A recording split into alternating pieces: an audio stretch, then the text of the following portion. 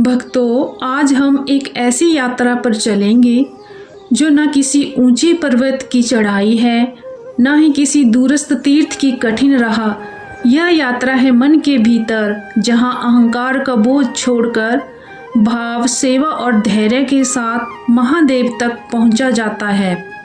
यह कथा उन लोगों की है जो साधारण थे, लेकिन उनका हृदय असाधारण था।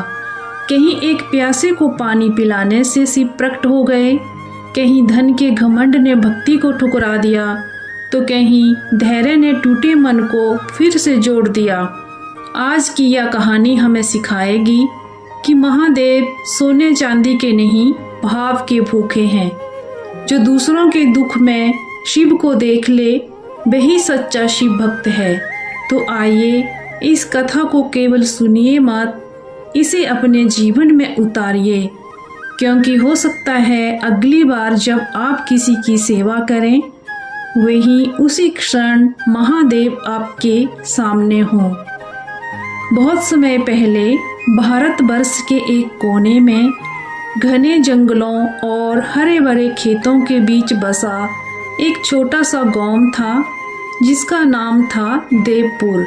उस गांव के लोग सरल और सीधे थे। वही गांव के बाहर एक टूटी फूटी झोंपड़ी में एक युवक रहता था, जिसका नाम था शंकरदास। शंकरदास के पास न धन था, न विद्या और न ही समाज में कोई मान सम्मान, लेकिन उसके पास जो था वह बहुत अमूल्य था, महादेव पर अटूट विश्वास।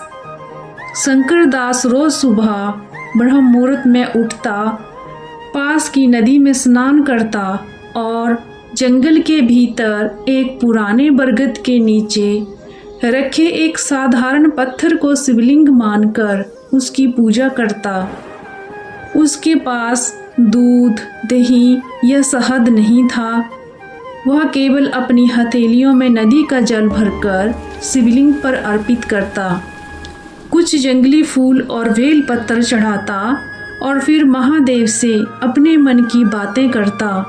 वह कोई श्लोक नहीं बोलता था, बस अपने भोलेनाथ से ऐसे बात करता था जैसे कोई बेटा अपने पिता से करता है।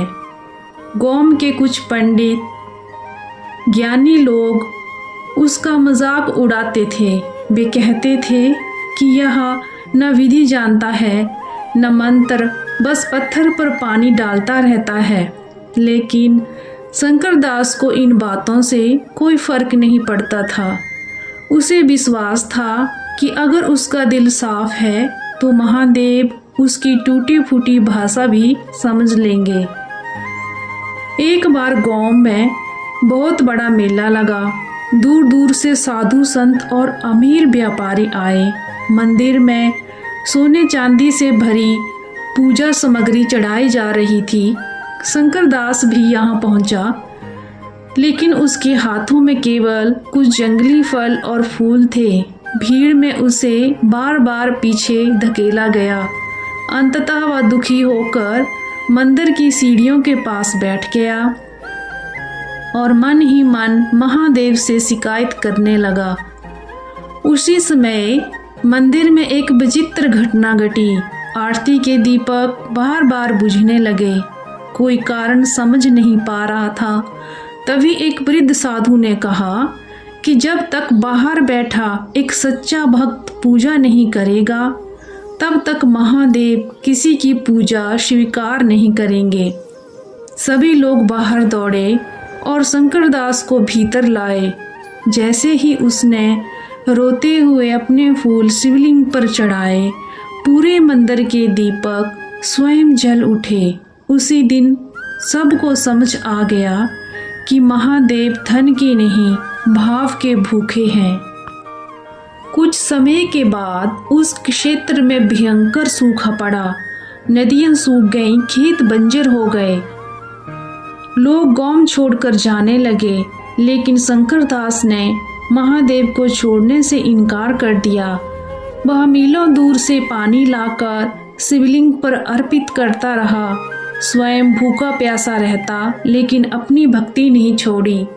एक दिन रास्ते में उसे एक बीमार लाचार वृद्ध मिला।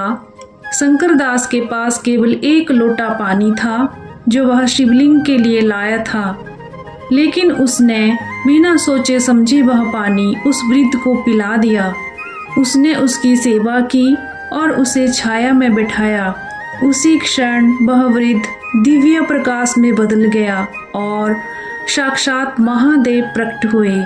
महादेव ने कहा कि आज तुमने प्यासे को पानी पिलाकर मेरा अभिषेक किया है।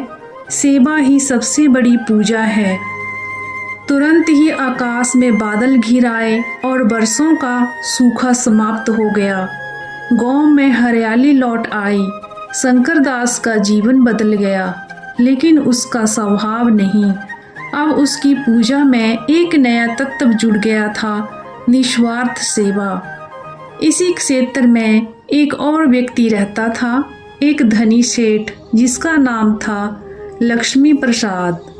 लक्ष्मी प्रसाद महादेव का भक्त तो था, लेकिन अहंकार से भरा हुआ। उसने सोने का शिवलिंग बनवाया था और अपनी भक्ति का दिखावा करता था। एक बार कांवड़ यात्रा के दौरान उसने एक भूखी बच्ची को केवल इसलिए भगा दिया क्योंकि वह उसकी पूजा में बाधा बन रही थी। उसी रात उसे सपना आया कि कैलाश में नंदी ने उसकी पूजा अस्वीकार कर दी क्योंकि उसने साक्षात शिव को भूखा लौटा दिया था। लक्ष्मी प्रसाद की आंखें खुल गईं। उसने अपना अहंकार त्यागा और बच्ची को ढूंढा, उससे क्षमा मांगी और उसकी सेवा की। उस दिन उसे वह शांति मिली जो कभी धन से नहीं मिली।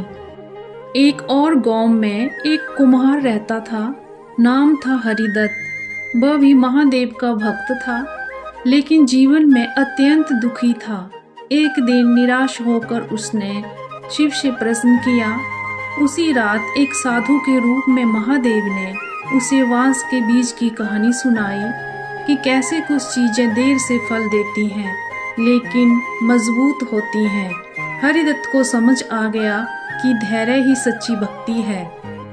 समय बीता, हरिदत्त का जीवन बदला, लेकिन उसका विश्वास अडिग रहा। वह समझ गया कि सुख दुख आते जाते रहते हैं, लेकिन महादेव का नाम स्थायी है। इस पूरी कथा का सार यही है कि महादेव को पाने के लिए न धन चाहिए न दिखावा, बल्कि सरलता, सेवा, धैर्य और अहंकार का त्याग चाहिए।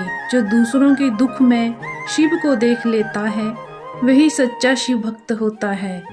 महादेव तो बस भाव के भूखे हैं।